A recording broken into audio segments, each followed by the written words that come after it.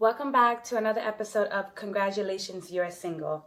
Today, I had a girlfriend ask me, Alexa, how do you heal from a breakup? Give it to me straight, because she's just exhausted of crying over this guy.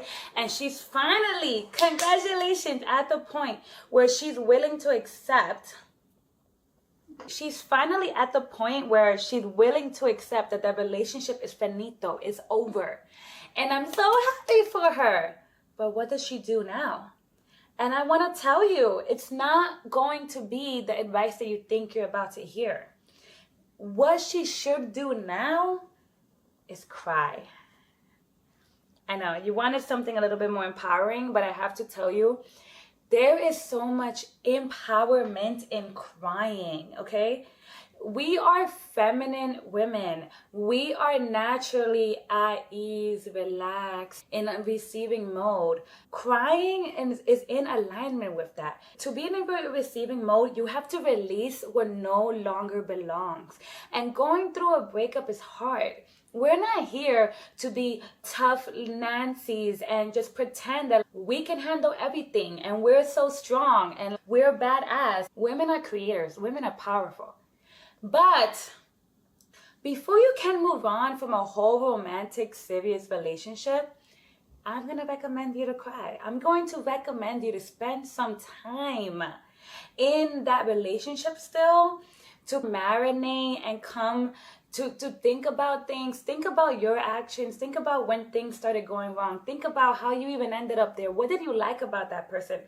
Are they still the person that you liked? How did you guys meet? I think it's so important to analyze that, because people are mirrors, especially our love relationships. Especially. You cannot heal completely without interacting with people. People are the best resources for finding out who you truly are.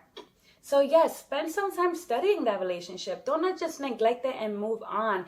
This is how people get into rebound relationships. Now you're dating a narcissist, or like just dating the wrong person. Now you're in another relationship. You never healed from the other one. You're attracting the same type of guy again. You're jumping into bad habits. The only way things change is if you change. When you start to admit that, okay, this relationship is gone, my immediate advice is to stop and heal. What does that mean? Obviously, cry.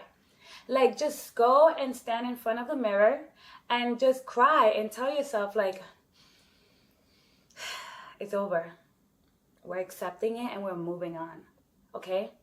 You know in your gut if a relationship has a fighting chance, and the only way that it has a fighting chance is if both people are willing to work at it. But let me tell you, the best relationships don't have so much up and down and roller coaster and negative and positive, therapy, non-therapy, cheating, fights. Babe, I don't even want this for you. So just take the loss and move on. I'm coming from a standpoint of, I left multiple long-term serious relationships with loving people because they weren't right for me. And to come to that conclusion takes a lot of strength. That's why I have so much empathy for women that leave marriages. To go from a union to a single woman, that relationship really must have not aligned with you. And we have to accept that that decision is hard to make. So if you're brave enough to even make it, bravo to you. Congratulate yourself. What's a better way to congratulate yourself after doing something hard than by looking in the mirror and allowing yourself to release the emotions? Pent up emotions accelerate your nervous system. Now you have gut health issues, you have digestive health issues. It can even lead to POS. There's so many health issues that come from stress that it's literally worth it for you to cry. And I want you to cry from a goodbye standpoint, a grieving standpoint. Grieve the relationship, moan it. Think about the good times, the bad times, the fun times, think about the beginning, the end. This is why it's so important after this stage to start learning about human psychology, to start learning about yourself, and to develop a strong self-love so that you can have discernment when picking the next partner. But for now, this video is all about the first step after a breakup. And baby girl, release those tears. Cry. If you are unable to cry because maybe you are like an avoiding person and you like to just block, move on, and pretend and then move on to the next thing, dance. Go to a rave or just put on some music super loud in your apartment and dance. Really, I'm going to really recommend to stay away from substances during this time, because the key to all of this is to feel your emotions and then release them. Women hold energy in their thighs, your inner thighs, your glutes, your lower body thigh area is where you hold the most emotions. I'm gonna need you to twerk a little bit. I'm gonna need you to release that partner I need you to dance. And just hype yourself up, girl. You did something hard. You left a relationship. A lot of women don't get to leave alive. R.I.P. to a lot of women out there that tried to leave and got removed from this world. I know that doesn't make you feel better, right? That's like someone saying, oh, kids in Africa are starving, why are you sad? I'm truly here to give you that pep talk that you need to hear, because people in your life are going to be like, oh, he sucks. Listen, he could suck. But that wasn't the relationship that you chose. That was a relationship that you felt comfortable in to stay that long. And that was a relationship that you now have to fully create a new life from.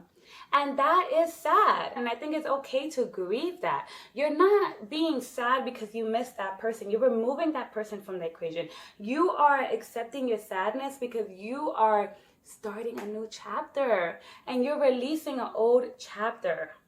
You can even look at it as like mourning the version of you in that relationship. Mourning the younger version of you that fell in love with that guy. Holding her hand through, I am so sorry this didn't end up being the one. But also always connect it back to gratitude. I love the quote, like, this didn't happen to me, this happened for me. And I promise you, if that was the relationship you were supposed to be in, it would have went much easier. I love the quote, follow your bliss. Things that are meant for you are going to feel good, high vibrational. You're going to feel happy. Some women haven't been happy in their relationships for years, for months. We've normalized suffering because women are strong women. Women can sustain a lot of pain. A lot of men that are looking to get married and start families look for strong women. And I don't like these type of men. I stay away from them because you're not going to give me more trouble. I know I could take a lot, but I don't want a lot. You deserve a soft life. But when we're asking for the soft life, we're just asking for a life without stress. Women are receivers, so we can easily receive a lot of stress. I saw my mom go from married to a provider husband to a single mom of 3. And when I tell you, she took that assignment. She took that assignment and got an A. She's a Capricorn.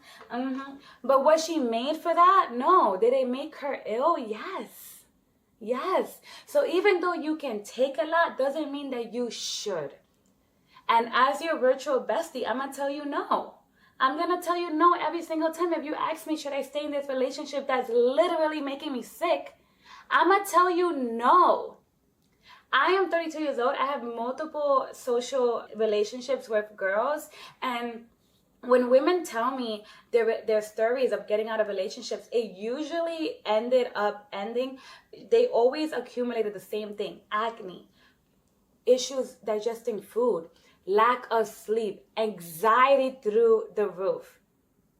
If your anxiety is peaking in the midst of a relationship, why are we not taught as little girls to run away, to end those relationships? I feel like we're taught to tolerate it, and that makes us righteous. That makes us more of women, because we are staying in bad relationships. What culture are you from? And did you experience the same type of sentiments in your culture where if things are bad, you're supposed to stick through it and tolerate it, and it's not a big deal, at least you're married, that's your man, that's your job to tolerate this behavior?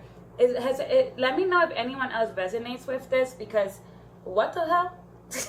We need to change that ASAP. So that is my pep talk to you, girl. Congratulations on doing something hard. You should always be congratulating yourself after doing something hard. Congratulations on leaving that relationship.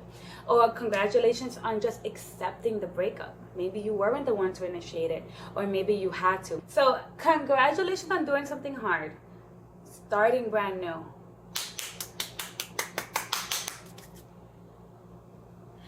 Allow yourself to be sad.